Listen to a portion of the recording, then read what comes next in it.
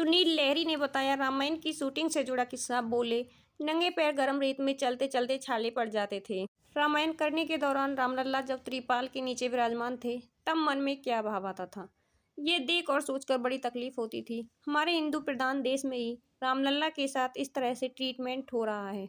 मतलब ऐसा लगता था कि घर के मुखिया का अपने ही घर में निरादर हो रहा है। उस समय मैं अयोध्या गया था, मैंने देखा है, मुझे अच्छा नहीं लगा। लेकिन क्या है कि कुछ चीज़ों में आप बेबस होते हैं, आप सिर्फ आवाज़ ही उठा सकती हैं। उस समय आवाज़ उठाई गई थी, लेकिन आज जिस हिसाब से पूरे देश का माहौल बना है, आवाज़ उठी है, इसकी तारीफ करनी चाहिए। मुझे लगता है कि उस समय मीडिया इतना स्ट्रांग नहीं था, एक दूसरे का कांटेक्ट नहीं हो सकता था, अपने इंडिविजुअल रहते थे। आज मीडिया और सोशल मीडिया के जरिए जन जन तक बात पहुंच जाती है। उस समय वे माहौल नहीं उठ पाया जिस तरह से उठनी चाहिए थी। अच्छा, उस समय रामायण की यादगार बात क्या रही? बहुत सारी यादगार बातें रही हैं। हमने जिन परिस्थितियों में काम किया वो परिस्थितियां ही अपने आप में बहुत बड़ी यादगार हैं। उस समय हमारे पास सहूलियत नहीं थी, उसमें भी सबने काम किया। हमारे मुकुट, बेल्ट, धनुष बाण आदि सारी चीज़ें रियलिटी के काफ़ी करीब थी। लोगों को शायद यह नहीं पता है, उन्हें लगता है कि यह फिल्मी होगा, लेकिन सागर सावर रियल के मामले में बहुत क्लियर थे। लोगों को शायद यह पता नहीं होगा कि केवट का एक सीन था, इसे राजकोटला में शूट कर रहे थे, तब वहाँ का टेम्परेचर 50 डिग्री था। हम सीन में वनवासी का वस्त्र पहनते थे, सो खड़ाऊ भी पहन सकते थे। राम जी का खड़ाऊ लेकर भरत जी आए थे, लेकिन सागर साहब हम लोगों के चेहरे पर वह एक्सप्रेशन देखना चाहते थे जो सीन की रिक्वायरमेंट थी। उस सीन में हम लोग गर्म रेत पर नंगे पांव चलते थे, जिससे पाँव में फपोले पड़ गए थे। मैंने सागर साहब से रिक्वेस्ट भी किया था कि हमें खड़ाऊ पहनने दिया जाए, लेकिन उन्होंने कहा था कि खड़ाऊ पहना दूंगा तो तुम्हारे चेहरे पर वह एक्सप्रेशन नहीं आएगा। इस हद तक उन्होंने रियल काम करवाया था। मुझे याद है उसी दौरान का एक सीन था जब केवट हमें पानी में एक जगह छोड़ देते हैं। वह सीन एकदम रियल था। उस सीन को भी वो रियल में फिल्माना चाहते थे। इसके लिए सागर साहब ने मुझसे 2 दिन तक प्रैक्टिस करवाया था। मैं ही नहीं बल्कि ट्रेडिशनल आदि ने बड़ी मेहनत और लगन से काम किया था। इस तरह का एक वाकया और साझा कीजिएगा। यह बात दोहरा रहा हूँ पर बड़ी दिलचस्प है। उन दिनों एक फिल्म भी कर रहा था जिसकी शूटिंग के लिए मुंबई आना था। उस फिल्म में हेलीकॉप्टर, स्पीड बोट, घोड़े, फाइटर आदि चीजें इस्तेमाल होनी थी। सब कुछ देखते हुए मुझसे बोला गया था कि समय पर पहुंच जाना, क्योंकि इसके लिए मड आइलैंड में ज़्यादा देर तक शूट करने का परमिशन नहीं है। मैंने इसके लिए सागर साहब से कहा था कि मुझे उस दिन ऑफ दे दो या फिर 7-8 बजे तक छोड़ देना। उन्होंने कहा था कि तुम जल्दी आ जाओ, जल्दी छोड़ दूंगा। इस चक्कर में मुंबई से सुबह 4 बजे उठकर सुबह 8 बजे उमर गांव में उनके सामने खड़ा हो गया। उनसे कहा कि मैं आ गया हूँ। उन्होंने कहा कि फ्रेश होकर तैयार हो जाओ। मैं तैयार हो गया, लेकिन अनफॉर्चुनेटली सीन उस हिसाब से नहीं बन पाया जिस हिसाब से सागर साहब चाहते थे। उस सीन को लिखते लिखते पूरा दिन बीत गया। उस शूटिंग से मुझे 7-8 बजे छोड़ना था।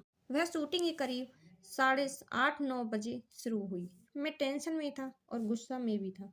टेंशन में था कि कब यहाँ का काम खत्म करके मुंबई पहुंचूंगा, कब आराम करके फिल्म के सेट पर पहुंच जाऊंगा। फिलहाल रात के 12:30 बज गई। तब उस बात को लेकर मैं कुछ ज़्यादा ही नाराज हो गया। मैं कहने लगा कि मैं नहीं कर पाऊंगा, मुझसे नहीं होगा, मुझे जाने दीजिए। उस समय मेरा जो एक्सप्रेशन था उसे देखकर सागर साहब ने कहा कि मुझे इसी एक्सप्रेशन में तुम्हारा शॉट चाहिए। उसी एक्सप्रेशन में उन्होंने शॉट लिया। वह जनक के सामने परशुराम और लक्ष्मण के भड़काने वाले संवाद का सीन था। वह सीन 1 टेक में हो गया। मैं तकरीबन 2 बजे रात को वहां से निकला। रास्ते में गाड़ी चलाकर आते समय मनोहर नामक जगह के पास मुझे नींद आ गई। मेरी आंख खुली तब आसपास देखा कि कहीं उबड़ खाबड़ जगह पर आ गया हूँ। दूर रास्ते पर लाइटें जल रही हैं। मैंने पाया कि गाड़ी खेतों में उतर गई है। समझिए इतनी भयंकर नींद लग गई कि पता ही नहीं चला कब गाड़ी खेत में उतर गई। किसी तरह रोड पर गाड़ी लाया। मनोर में एक रेस्टोरेंट पर गाड़ी खड़ी करके 1 घंटा सोया। उसके बाद घर ने आकर रेस्टोरेंट में फ्रेश होकर डायरेक्टर मड आइलैंड सेट पर चला गया। यह मेरी जिंदगी का कभी नहीं भूलने वाला किस्सा है। यह राम जी ही कृपा थी कि मुझे कुछ नहीं हुआ। वर्क फ्रंट पर क्या कर रहे हैं? भगवान की दया से सारी रिक्वायरमेंट पूरी हो जा रही थी। आज सम्मान को बरकरार रखना ही महत्वपूर्ण है। मैं ओटीटी के लिए थ्रिलर फिल्म कर रहा हूँ। इसमें 3 मेन कैरेक्टर में से एक कैरेक्टर मेरा है। यह हस्बैंड वाइफ और एक स्टेजर की कहानी है।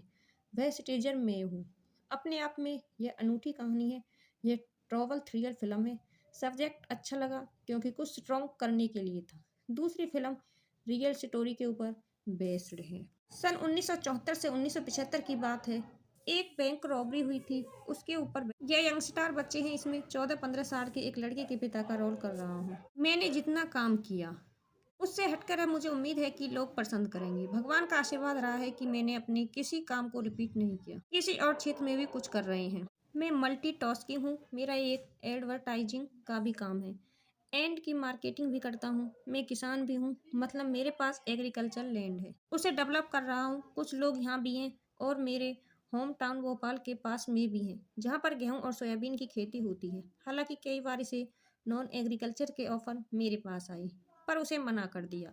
मुझे ऑर्गेनिक खेती करना और अपनी खेती से उगाया अनाज खाने का अलग मजा आता है। मैं हर आदमी को नहीं खिला सकता हूँ, पर मेरे द्वारा उगाया गया ऑर्गेनिक खेती का अनाज कुछ लोग तो खा सकते हैं। यह मेरी कोशिश रहती है। मुंबई के पास मेरी जो खेती है उसमें काजू, आम, केले, पपीते आदि की खेती डेवलप कर रहा हूँ।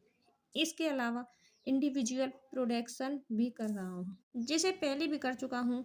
सभी अभी सागर साहब के साथ मिलकर एक प्रोजेक्ट कर रहा हूँ। यह राम और वैष्णो देवी की कहानी है। यह सीरीज है जिसमें से कुछ हिस्सा कट करके फिल्म बनाकर रिलीज करेंगे। उसे डेवलप कर रहा हूँ।